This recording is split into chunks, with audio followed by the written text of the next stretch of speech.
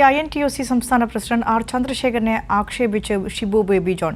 Circus കൂടാരത്തിലെ ഒരു കോമാളിയെ പോലെ ചന്ദ്രശേഖരനെ കാണുന്നു എന്നും ഷിബു ബേബി ജോൺ പറഞ്ഞിരിക്കുന്നു. ആദ്യം ഷിബു ബേബി ജോണിന്റെ പ്രതികരണത്തിലേക്ക്.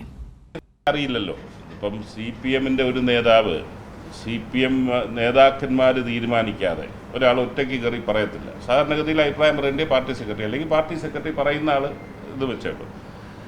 അതിൽ ഇങ്ങനെയുള്ള വ്യക്തികൾക്ക് എന്തോ പങ്കെടുത്തൊന്നും നമുക്കറിയാൻ വയ്യ.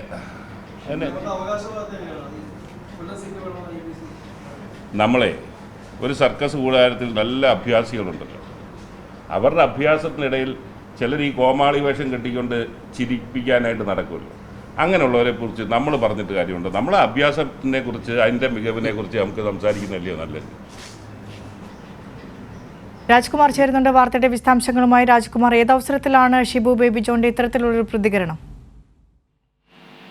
കഴിഞ്ഞ ദിവസം ഈ കൈരളി ന്യൂസ് തന്നെ ഈ INTUC ആർ ചന്ദ്രശേഖരന്റെ വാർത്താ സമ്മേളനത്തിലൂടെയുള്ള വിവരങ്ങൾ പുറത്തുവിട്ടിരുന്നു.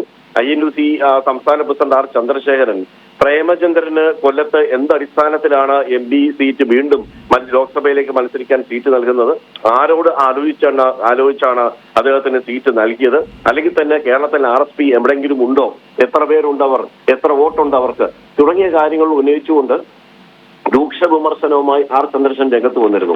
ഇക്കാര്യമാണ് ഇന്ന് വാർത്താ സമ്മേളനം, അതായത് പ്രേമചന്ദ്രൻ കഴിഞ്ഞ ദിവസം മോദിയുടെ വിരുന്നിൽ പങ്കെടുത്ത് അദ്ദേഹത്തിനൊപ്പം ഭക്ഷണം കഴിച്ച സംഭവത്തിൽ വിവാദമായിട്ടുണ്ട്. അപ്പൊ ആ വിഷയത്തിൽ മാധ്യമങ്ങളോട് വിശദീകരിക്കാനാണ് ഇന്ന് ഷിബു ബേബി ജോൺ വീണ്ടും ഇന്ന് കൊല്ലം RSP ജില്ലാ കമ്മിറ്റി ഓഫീസിൽ വാർത്താ സമ്മേളനം വിളിച്ചത്. ആ വാർത്താ സമ്മേളനത്തിൽ മാധ്യമ പ്രവർത്തകർ ഈ വിഷയം, ആർ ചന്ദ്രശേഖരന്റെ വിഷയം ഉന്നയിച്ചപ്പോഴാണ് അദ്ദേഹം ഇങ്ങനെ.